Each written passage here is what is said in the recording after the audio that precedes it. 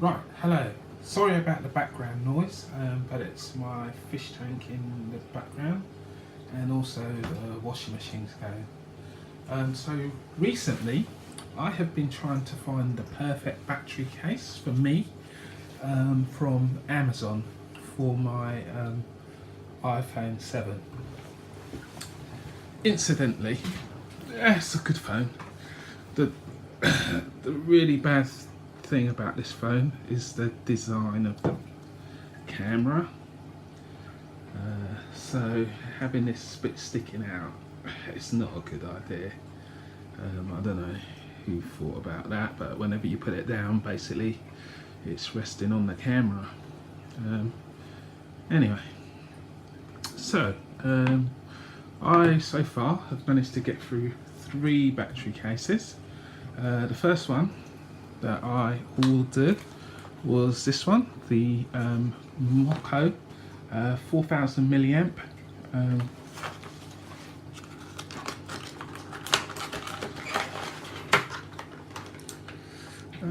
It came with a cover that unclips from the top, which is quite a good design, and the phone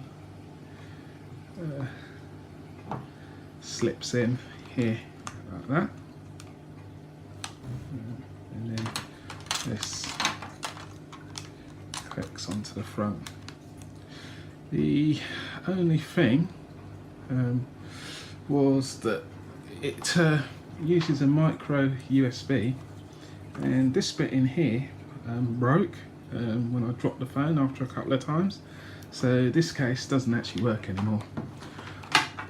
Apart from that, it was quite good. Still got a bit of charge in it. So the next one I ordered was this. It didn't even have a brand name.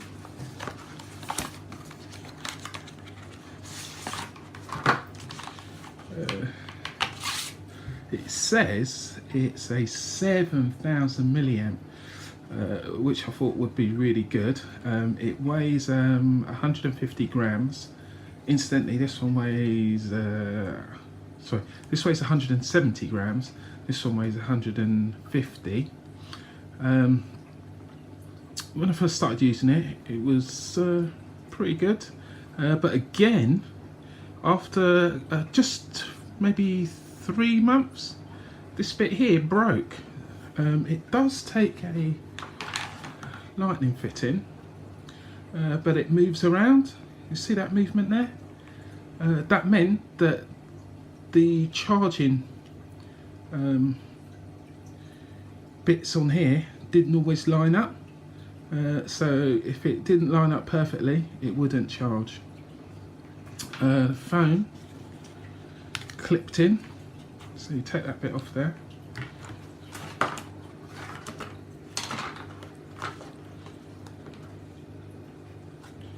Incidentally, this iPhone 7 is so slippery, it's like really difficult to take out. Oh, okay. And every time you slide it out, it puts scratches on the back. It's another not good thing. I'm not going to slide this all the way in, but this slides in like that and clicks down. Now, because of the design in here, it's got 2 bits that it clicks into. That click is very tight, which meant, again, if you wanted to take the phone out, it was really difficult to take out. Like, you had to really force it out. Yeah, so that's that one.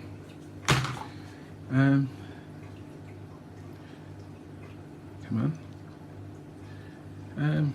And then I bought this one called,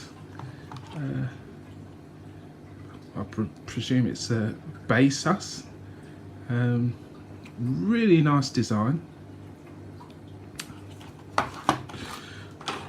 One thing I didn't notice was when you actually look at the contact here, it has no lines, it has none of the gold contact strips. So I don't know if they're only on the back. The other thing is, it plugs in to a separate bit here, and this plugs into your phone. Now this doesn't affect the if you connect it up to your computer, if it plugged into the lightning port.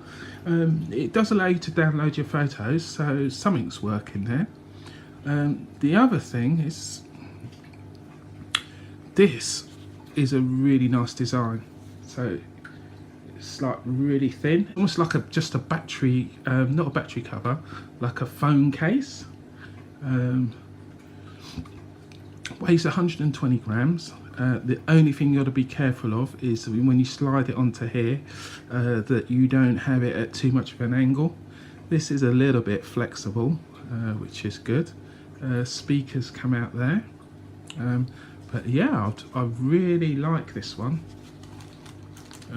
It's also the smallest of the three. So put this back on. You can see this is quite a hefty size. You can see there's that extra little bit at, put it this way, there's that extra, alright, put that on there, put these two next to each other. So there's that extra little bit on this one at the bottom, and the same with this one as well.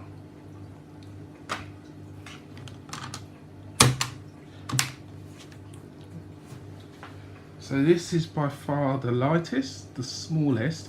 As I said before, this one's 7,000 milliamps, but I don't actually think it fully was 7,000. And when I used to use it, the battery used to get really hot, and it literally would only charge my phone once. 7,000 should charge it at least twice. 4,000, this was good. It didn't actually overheat. But it did have this bit here sticking out. You can see that there, which sometimes would automatically switch on, even though I didn't want it to. Indicates how much charge is left in there. This one is just similar. You have to press it for 3 seconds. Tells you how much charge is in there. So this one, so you have to slide it in really carefully. So I put it in, slide it along like that, and then just make sure that's both sitting in. Slide that in, and then I'll just push on the top here.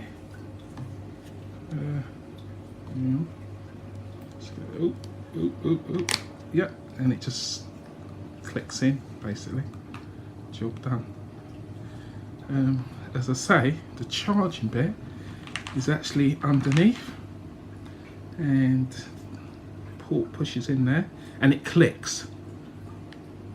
So you see that? And no movement, well, yet anyway, till I drop it a few times. So I really like this. It's really small. As you can see, the profile, literally it's just like a phone case, but it's actually a battery case. Also the design of where the you can see that, or where the camera is, fits perfectly, and then the flash, the only one thing is the sensor for distance is right inside there, so I'm not sure how well that's going to work.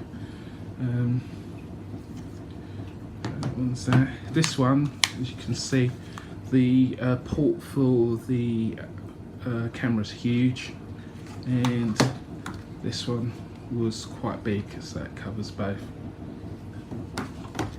But yeah, out of the three, this one, I didn't say, I think it's about 3,700 milliamps.